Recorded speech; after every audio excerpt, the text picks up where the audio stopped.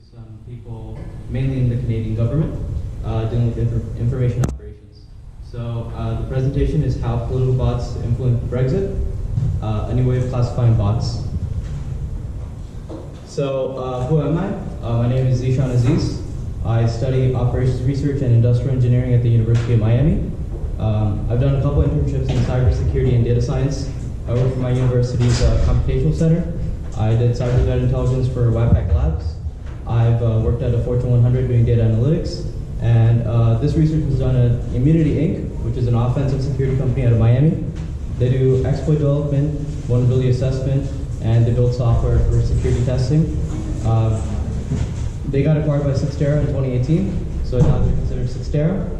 And when I was an intern there, I focused on disinformation and counterterrorism projects. And I'll be talking about the first category today. So by show of hands, how many of you guys are familiar with Brexit? What about everyone? What about, how many of you heard of Cambridge Analytica? Aggregate IQ? Okay, a couple hands. Internet Research Agency, or IRA? Most of you guys. Like, in general, Iranian disinfo campaigns, or Chinese disinfo campaigns. No. So, by the end of this talk, we're going to talk a little bit about how the organizations operate and some of the ways to detect their bots online. So, the Oxford University has a department dedicated to computational propaganda, and they released a report about a month and a half ago on social media manipulation, and this is what they said. In a nutshell, they said that 26 plus countries have been attributed to running influence operations on sites like Facebook and Twitter. And I think it's really important for us to understand how these operations work. If any of you guys want to see that report, I have a printed copy that I really don't need, so I can give it to you guys, or I can email you a copy of the report after. So in a nutshell, I used a software called Brainspace to do my analysis. Brainspace is owned by Sixtera. It's another company they acquired. And it's an analytic tool mainly used for e-discovery. But you can ingest any sort of data into it and run analysis. So it's very similar to other tools in industry like Palantir or Relativity, which if any of you guys worked in the defense sector know about these. It was not built for disinformation, but it has a lot of tools built in that is ideal for this kind of research. And between you and me, like all the other people doing research on disinformation, they use very basic statistical analysis or ad hoc research methods. We use a lot of machine learning that hasn't been used in other people's research and sentiment analysis. Yeah, and we chose Brexit as our topic because it was trending. And as opposed to the 2016 US election with the Internet Research Agency, there wasn't that much research done about it. So this is a general breakdown of the talk today. I'll be going over all these slides, just for you guys to have a view into what to expect. So we're going to talk now about how bots used to work, mainly when people were analyzing the 2016 election. Some of the telltale signs of a bot is that they post 24/7, or they post hours of the day. So like they may say in their bio on Twitter that they're in Texas, but they're tweeting from a time zone that's in Moscow or a time zone that's in Romania. And you might be wondering why that is, and it's because it's probably operated by a company or marketing agency or an APT. Bots historically post high amounts of interactions. Many of them only retweet, they don't post original content. In the past, they used to have very easily reverse image searchable profile pics or handles with like strange endings that don't look like they're real. Or they use third-party applications to tweet, which you can see when you open and expand a tweet. And in the past, we've had tools that universities have made, like Botometer, that can analyze accounts for suspicious behavior. But they don't account for more modern TTPs, where like bots may be run partially by people, like half of the time or some of the time, or they may be automated fully or partially. So there's more nuance into detecting bots these days than what historical research has had. So the goal of our study was to find bots talking about political topics and bots that were highly ideological. So they're like very pro one ideology, very anti one ideology. And we want to do it in a way that other people hadn't done before. So our target for this research was Theresa May's Twitter account. At the time of doing this research, Theresa May was the Prime Minister of the UK, and so she was in charge of a lot of stuff dealing with Brexit, or at least cleaning it up.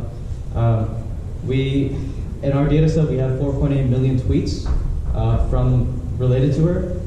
We scraped 100,000 of her most recent followers. Of that, 77,000 were active accounts, 33,000 were dormant accounts. We pulled all the tweet attributes, as in like what time of day it's tweeting from, which application is it tweeting from, and who they're mentioning in that tweet. And from each of those accounts, we pulled the last 200 original and/or retweets and the accounts that they mentioned. Also in our tweet data set, there are a lot of tweets around Donald Trump, and that's simply because Donald Trump is very, very mentioned online on Twitter. So this is the technology stack for the workflow. On the first section, we have using Python, we pulled all the tweets, and then in the middle slide, we did some data engineering to ingest it into Brainspace, and then in Brainspace, it was mapped appropriately, and it automatically does a lot of organizes content. Because keep in mind, like Brainspace is traditionally used for e-discovery, so it has its own way of relating individuals, phone numbers, organizations. And in general, Twitter's API restricts getting this much data, but we use some third-party scrapers to get this information. So before you do any data science project, you want to explore what kind of data you have. We know in the data science community, I mean, we're in San Francisco, that if you just throw data in a neural net, you're not going to get good results out of it. A lot of junior data scientists or people that aren't too experienced tend to do that. So the first half of my project when I was working on this was trying to understand what was happening. In this tweet data set, we have really cool features in Brainspace that where if you query a word, like let's say wine, not only will you find all instances of the string wine, but it'll relate and find words similar to wine or associated with wine. So I don't drink, but these are some of the types of wines that they have, like Pinot Noir or Grenache. And then like there's a dude, Gary Vaynerchuk, who I think is a winemaker. If I have very limited understanding of a topic, but I know a few keywords as an analyst, I can put in the keywords that I do know and discover other similar terms. So just putting in wine, it showed me all these other concepts related to my topic. So we wanted to look at the behavior of these accounts. So bots talk mainly like in a broadcast fashion, while real people talk to each other when they're on Twitter. So this behavior we could see algorithmically, and marketing bots traditionally behave just like this on Twitter and other websites. They're just trying to push a message or a product. So in part of our data, I clicked on real Donald Trump profile on our UI, and it showed us the top accounts tweeting at him. And what you can see is that there's like these starburst patterns on all these accounts that are tweeting at Trump. And this is indicative of that marketing look that bots have. They're pushing something, they're interacting with accounts that aren't talking to them back. If we click on one of these accounts, there's one right underneath Trump called Marinese. This is a very good example of what a bot looks like. And if you have Twitter, this account is still up. It sent 96 tweets and it receives 0 tweets. And if you look at the subject matter that it's tweeting about, they're highly political. It's tweeting at Ivanka Trump, Donald Trump, Secretary of State. The bio has broken English. It has Unicode that is in resolving in Twitter. And typos And if you go through her followers, you'll see other accounts that were most likely made by the same bot operator. And it has a very similar bio. So if you look at the content of these accounts, they're either pushing a very political on one side in the U.S., Israel, or other countries. This account is very like pro-Kurdish for some reason. So I don't know if it's a Kurdish group running this, if it's an anti-Iran group running this. Attribution is pretty difficult. I have a question. Yes. Sorry, is your bot, is it trying to gain information by doing these, or is it actually pushing information out? It's pushing information out. If you go to this account, you can see that it's like tagging Trump. It's tagging like Secretary of State and saying like, oh, I love you or I support you. So if anyone's looking up those people's handles, they may run into this account tweeting. And since it's a stock puppet, they might, like a normal person on Twitter might think it's real.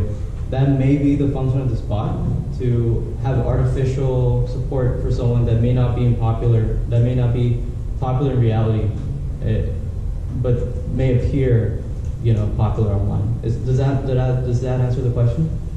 Yeah, it's pushing. Yeah. If you want to look at it, just take note of the handle, and you can follow along. I'm afraid to get involved. No, but it's fascinating. Thank you for showing us this. So here's another example of a bot. You can see kind of like the web. If like I said, if you have any experience with Palantir or Analyst Notebook or any other software that you use for link analysis, you have this big web on the left side on Trump, and on the right side you have the UK politicians like Nigel Farage, Theresa May, Jacob Rees-Mogg. On the top right, we have this account called Oluwa Stevens, and this is another bot. And it sent out 46 tweets, only received 2 tweets, but all the keywords associated with this account are inauthentic. For example, it says get paid to comment, get paid to like, get paid to post. So all these are violations of terms of service for these sites. And this account also is still alive. And if you look at his bio, it seems, I think it's from Nigeria. And it claims to be living in LA. It's just really weird. Like, I think it's part of those networks that pay to push messages, and some of the messages that they push are political. So now we're going to be talking about model methodology for this research. We looked at 4 main columns of ideologies. We looked at pro-Trump, anti-Trump, pro-Brexit, anti-Brexit. So we're looking for people. The way we're doing this is I'm looking for tweets that are very pro or anti an ideology, and I'm tagging them so they can be trained into our model.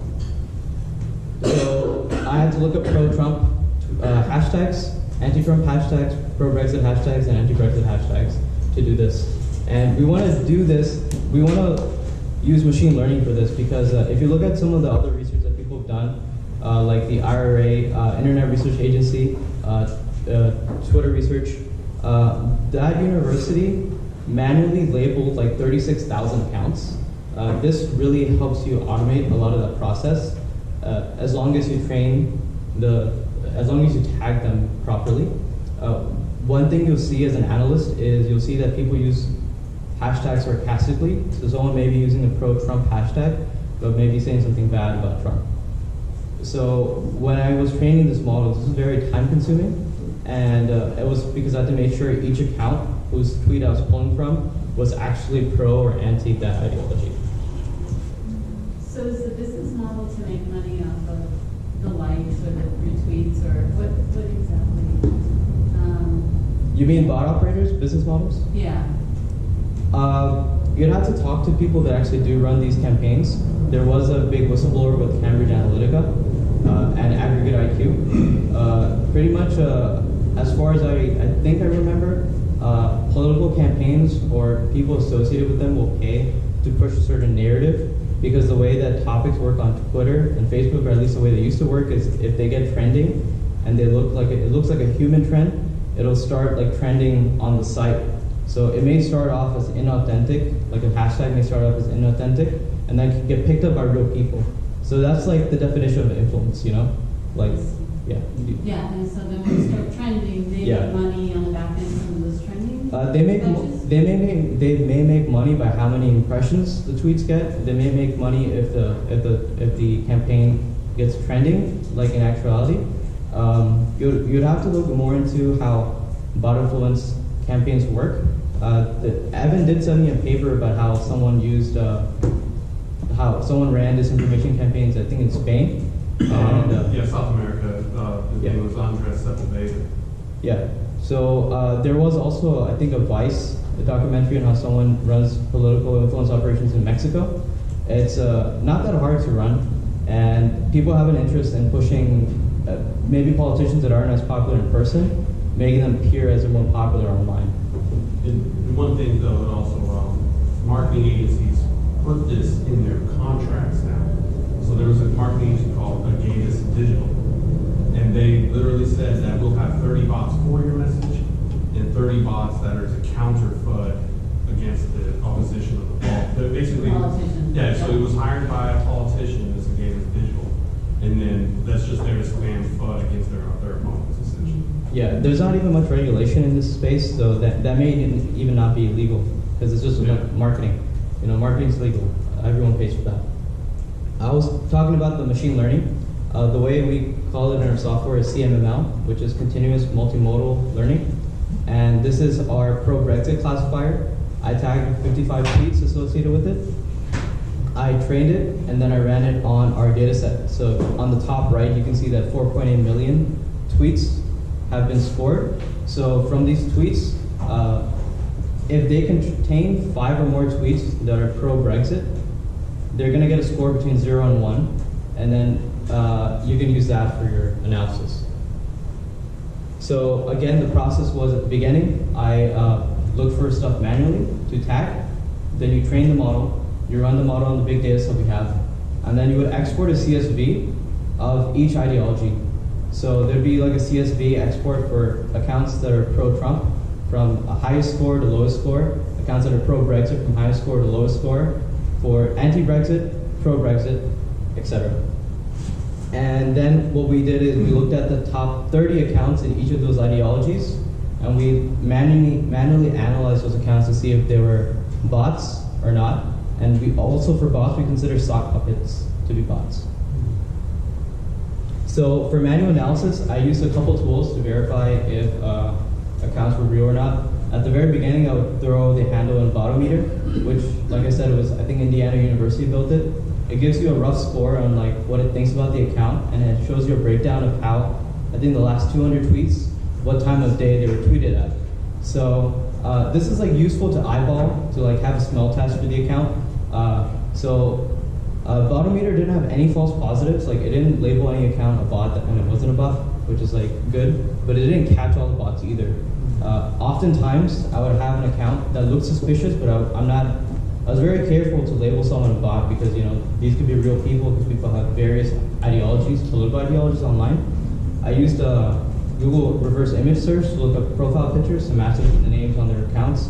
A more useful and powerful tool I found for this research was Yandex. So that's like Russia's internet search engine's version of Google reverse image search. And it was much more powerful. Like, for example, I found this one weird account with a guy on his computer, and I thought it was suspicious. I wanted to label it a bot, but I had to look it up more. I throw the image on Yandex, and it finds me another picture of this guy on a dating website, and his name matches up to the website, and his location does too. So I also got my coworkers to verify and look at some of the accounts I was on the fence about and see what they say, so that my bias would be, less of a factor in training these models. So here's some of our results. We have 5 sets of results. The first result is pro-Trump individually as an ideology, pro-Brexit individually as an ideology, and accounts that talk about both pro-Trump and pro-Brexit topics simultaneously. In the pro-Trump section, we have about 66, well, pro-Trump was 50% bots from those 30 accounts. From pro-Brexit, we had about 66% were bots. And from accounts that talked about both topics, there were 38%. So as you can see that there's a large portion of bots talking about highly ideological political content. And I think this intersection is pretty significant. And also keep in mind for the both column, those are accounts that have at least 5 pro-Trump and 5 pro-Brexit tweets. The next group of ideologies we looked at was anti-Brexit and anti-Trump. And anti-Trump and anti-Brexit, we had the same percentage, about 16-17% being bots. And accounts that talk about both, 23% being bots. So the analysis as well is that these also have bots in them that are talking about these ideologies. Like, I don't know who would run an anti-Trump or anti-Brexit campaign. It's automated, but they're there. And then we looked at ideological combinations that maybe look strange. So maybe you have someone in the UK that's pro-Brexit online, but they're anti-Trump online as well. Which, to me, my gut feeling tells me if someone's right-wing in one country, like in the US, they're also going to be right-wing in the UK. But we saw that like 23% of people that were both ideologies were also bots, which is interesting. And conversely, we did the same thing with anti-Brexit and pro-Trump. 10% of these people were bots, and the other columns we know from the previous results.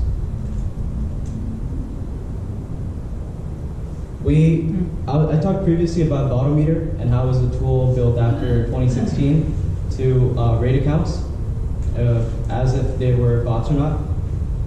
And we agreed with it 78% of the time. There was a lot of times when the other percentage was when the account was not marked as a bot, but upon further manual analysis, we determined that it was. Botometer on the positive end didn't have any false positives. It didn't label any accounts as bots that weren't bots. I do think tools like these are important to have just for you to help you if you're stuck, or to help other people understand how to understand the common characteristics of body Twitter behavior. So I do think Botometer is still a good tool, even though it's not accurate all the time. So the next thing we're going to look at is like, what does this all mean? Like the key takeaways that pro-Trump, pro-Brexit, and a combination of those are both heavily driven by bots. That bots push strange like combinations of ideologies. So this may imply that whoever's running bot campaigns is reusing their infrastructure for 2 different narratives. Or it may just imply that that humans have various political combination of ideologies that they hold. Because humans are unique in how they view the world. I think this needs additional research.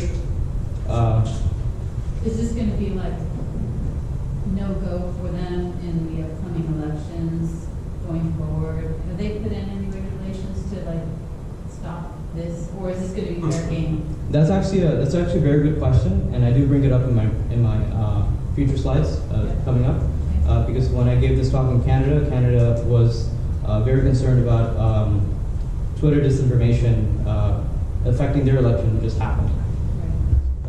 As per the US, we don't have any strong regulation right now. Companies are pretty much self-regulating, which is pretty much up to them. Also, my gut feeling tells me that bot operators are getting more sophisticated.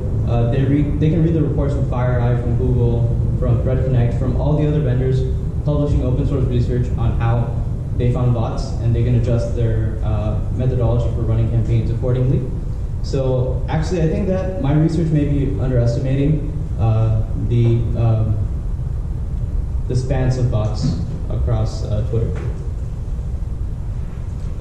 As for your question on I think you should put your next year, right? It'd be great too, but yeah. I'm sorry? No, go ahead. Yeah, so you were asking like, what are governments doing to combat this? Canada was very concerned about this, and their politicians and regulators wanted to work with Twitter and Facebook to make sure that this information was not something that affected their election. So they had this thing called the Canada Declaration on Electoral Integrity Online, and one of their key goals was to prevent the spread of disinformation on sites like Twitter and Facebook. Facebook came out and they said that they wouldn't remove any doctored content during the election, and some other Canadian journalists had done research on how misinformation may be posted during the election. So this is everything that people saw before the election happened. Then after the election, we have some preliminary research that suggests that misinformation was used a lot throughout the Canada election. So the first story we'll look at is First Draft. They found that Boris Johnson was pushed more positively by accounts that were being pro-Trump. So that's very similar to the research I did looking at accounts following Theresa May that were trying to be pro-Trump. And then we have Mark Owen Jones, who does a lot of disinformation research. If you're on Twitter, do follow him. He does great work.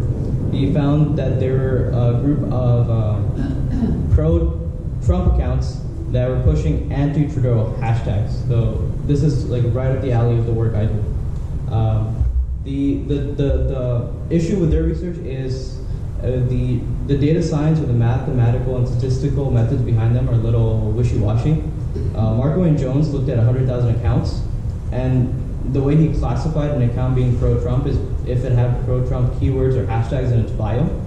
So if an account is pro-Trump but doesn't have those characteristics, he may mislabel that account. So he may also be underestimating the impact of pro-Trump accounts. And then the First Draft only looked at 12,000 tweets. They did a basic statistical analysis in Python to do their research. So I think it's great that these people are doing good work. I like that they're transparent in the way that they do their stats, because that helps researchers like us, fix and build models that are better. One of the very big geopolitical events that happened in Canada earlier this year was Canada arresting the CFO of Huawei. Her name is Meng Wanzhou, and Canada arrested her because she's wanted in the U.S. on a suspicion of violating export control laws, as far as I understand. And around the same time of her arrest, I just randomly searched. I was curious one day. I'm like, hey, what kind of Chinese tweets do I have in my data set around Brexit? And I found this network around Justin Trudeau, and which is interesting because those are like Canadian politicians. And then I put in the feature. I looked up the query of her name, so I googled her name in Chinese and copied and pasted that into Brainspace. So we're looking up Chinese accounts that mention the CFO's name or variations of her name or terms similar to her name. And I came up with this one tweet that is like, hey, immediately release Chinese citizen Meng, and whatever translation that means for the last one, because that for sure doesn't mean anything. And this account is still active. In fact, if you go through its followers and following, you'll find other accounts in Chinese supporting releasing, the CFO of Huawei. You find other accounts pushing these messages, and they were all created at the same time in September. So I think that this may be an influence operation by the Chinese. But without back-end data from Twitter, firehose data, I can't concretely make that decision. That's for Twitter's internal teams to do. Also, what's interesting is that this account was tweeting in Chinese to Canadian politicians who overwhelmingly don't speak Chinese. So it kind of questions like, what's the purpose of these bot operators for this example? So, as I mentioned before, attribution and looking at threat actors, the Oxford report says that 28 plus countries are running influence operations, anywhere from China to India, and those are all nation states. We also have marketing agencies and third-party companies doing this for profit. So the list, I think, is massive of people that can do this. And when you look at national security, you have to think of your adversaries as the threat is a function of their capability plus their intent. So nowadays, I think most countries have an intent to have a positive image of themselves or their political parties online. That's pretty much everyone. Capabilities are getting easier every year of purchasing or running your own influence operations or marketing operations. And there are other researchers that have talked about how on Russian underground forums and other forums for hacking, they are selling like propaganda as a service. And without Twitter firehose data, attribution is a little difficult. I know other companies like Trend Micro have been doing this research with firehose data, but because of the contractual obligations they have on accessing that data, they can't publicly publish a lot of that. They just internally talk to Twitter to figure out ways of combating misinformation. When I was talking at Countermeasure, the keynote was by a lady called Renee Di Riesta. She is the director at Stanford's Information Operations program.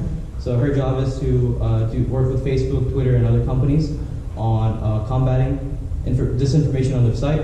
So on the bottom left is a news article that the Washington Post published. And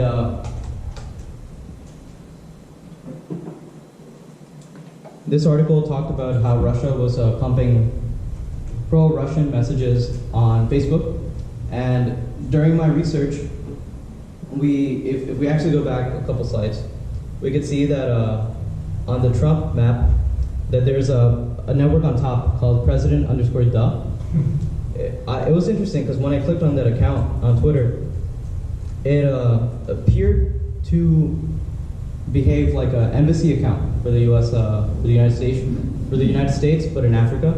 It says like, "Oh, welcome to the White House. Here's the link to our website. All tweets may be archived." It had about 6,000, 7,000 tweets, and scrolling through, it all was like retweets of U.S. aid, U.S. State Department, other government official agencies. And then, interestingly, one of the random retweets it did was of the Ministry of Foreign Affairs Russia, which a U.S. account would not retweet. So I found that to be highly suspicious. In fact, this account was marked as suspicious at the time that I found it on Twitter, and by the time I concluded my research, it was taken down. It also has a my_microsite link, which I think this group set up. Unfortunately, I wasn't able to do enough OSINT or technical OSINT to trace where that infrastructure was located, but I would definitely do that given another chance. So I think the research that Stanford did may be a little limited in scope since they only looked at Facebook. Africa may be another place we're looking at. So good news and bad news. So bad news is that when it comes to Brexit, Boris Johnson is trying to withhold a report that details Russian and potential Russian influence during the Brexit vote. And I think that just may be because he feels like, just like with the 2016 election, even if he didn't support those efforts, they may have been present, and he just doesn't like the optics. So governments, many of them aren't even being transparent with their people when it comes to information operations. And when it comes to Facebook specifically, they said explicitly that, hey, if you're a politician, like, we'll let you lie on ads. Elizabeth Warren called them out on that. And they pretty much said, like, yeah, if you're a politician, like, you can lie. There's a guy in California, I forgot his name, but he ran for office just so he can go on Facebook and put fake ads. And then Facebook's press team said, hey, like, that's a violation of our terms of service because you're not a legit politician, because you're running just to screw with us. Isn't that like a known issue though? I'm sorry? People don't lie in politics for, I mean, Yeah. pretty much everyone does, right? Not just the women. Yeah, but the interesting thing is that Facebook has come out and they said that we're going to allow politicians and political groups to put whatever ads they want as long as they pay us, which may be a little unethical the way you look at it. So here's Mark Zuckerberg, and my favorite meme of him. I had to put it in. The good news is that companies like Twitter have been a lot more forward-facing and proactive about dealing with these issues. Facebook's internal teams that combat abuse and misinformation consistently take down information operations happening in the Middle East or other parts of the world, and they often make their data sources available to the public for other researchers to look at and discriminate, kind of like how the U.S. Congress did that for the 2016 Internet Research Agency database.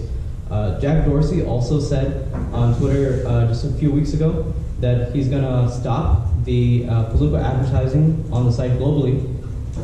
What this is defined as, we don't know yet. Will it stop, think tanks and other third parties from advertising politics? We don't know. But for sure, this is a bold move by Jack, in that there's a lot of money in political advertisements, and he's just saying, like, we don't want to deal with this money. That we want to make money elsewhere. Another good news is that Twitter was very good at taking down ISIS accounts back in 2014, 2015. And when it came to the point where back in the day, ISIS accounts used to be everywhere, spreading propaganda, spreading their videos, spreading beheadings, and now they're very hard to find. So Twitter was able to automate, detecting those. So I do think that if they spend more time on this, they can do the same for U.S. elections, Western elections, or any elections around the world. Some of the lessons I learned personally is that you can track a lot of your open source intelligence research using a plugin called Hunchly. I think I would have done that if I had used it again. Hunchly was written by a guy named Justin Sykes, who writes a lot of books about hacking in Python. It's pretty cheap, and it helps capture evidence and screenshots as you do your research without you having to manually take screenshots. I would also use a dedicated VM like Buscador for my investigation. It protects your OPSEC. If you end up running into nation states disinformation architecture and you're going on websites that they own and they see that you're connecting from an IP associated with like a well-known cybersecurity company, they may block you, or they may know that they're being scrutinized and change their operations. Also, using VMs, the goal is you want to automate a lot of your workflow. So I know Buscador and Mike Vizel in his most recent open source intelligence book has written extensively about how to make your own tools for OSINT investigations.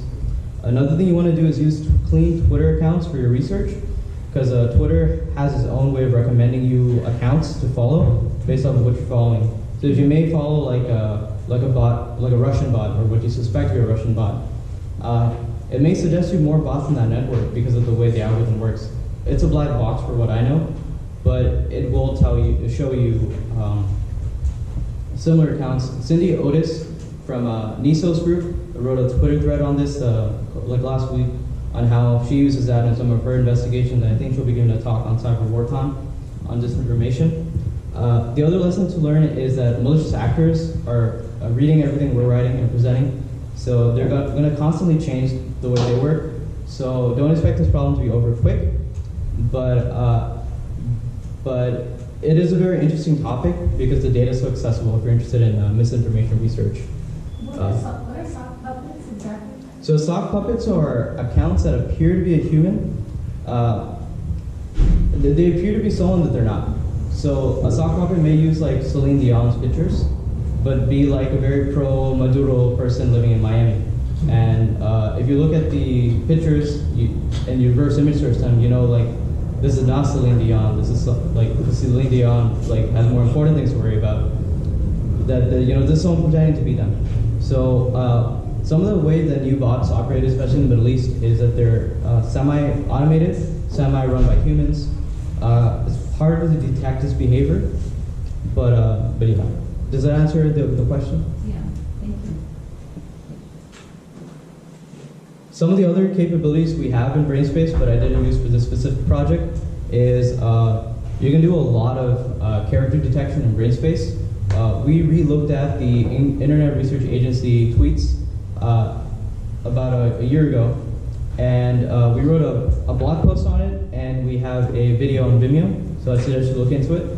One of the things that we found is that in the IRA tweet database, the Internet Research Agency, we're using Russian keyboards, and they have an apostrophe that looks like our apostrophe, but in ASCII code it's a different character, it's a different number. So we ran a query in BrainSpace that said, hey, every instance of this apostrophe that's from the Russian keyboard, pull all the tweets that come from that. So when you run that query, you get a map of all the accounts tweeting with those apostrophes, and you can say with the likely chance that these are all Russian bots. Well, my other research project at Immunity was counterterrorism using BrainSpace. So Dave Attell gave a talk at the International Conference of Counterterrorism in Israel just 2 months back. And in his talk, he talked about how we used Google's Vision API on top of BrainSpace for automatic translation, image detection, and for search and language and labeling. And using that, we were able to find terrorists on the ground in Syria. We were able to find extremists in the Taliban. And we were even able to find a propagandist. A propagandist for the Taliban living in Germany. all using automated recognition that we had done for the first time in BrainSpace. So that talk is on YouTube. I suggest you check it out if that topic interests you. And has the government picked up on you and like even interested in your research? So my previous audience for Countermeasure was Canadian government, and they have publicly stated that they're looking into disinformation campaigns, and I may or may not have talked to some of those people working on those at the end of my talk at Countermeasure. Some other research to look into is, this is not an exhaustive list. If I wanted to write an exhaustive list of everyone working on disinformation, that would be like a 30-page Google Doc. But this is just a couple of links to pique your interest. Bellingcat had a really good article and tutorial on how they were able to find pro-Indonesian bots pushing a specific hashtag, and they used open source tools for this, so you can replicate this with your whatever target hashtags you're looking for. First Graph, who I previously quoted in the presentation, also has a lot of good research on propaganda and disinformation. The Grug on Twitter posts about this topic a lot. I learned a lot from him every week, and he posts links to other people's research. That Stanford link is René Diestra's program at Stanford, and they have several white papers on this topic when it comes to Facebook and Twitter. And Trend Micro has this fascinating tutorial on how they're able to find cyber threats and use Twitter for cyber threat intelligence using some of the similar methods that I used. I did not coordinate that with any of the Trend Micro guys, but I guess we just have a similar way of looking at things. So these slides will be online. Just follow me on Twitter, and I'll post them when I get back to Miami. If you have any specific questions, you can pull me aside at this conference, or you can reach out to me by email or LinkedIn. Thank you all for listening. If you have any questions, now's the time.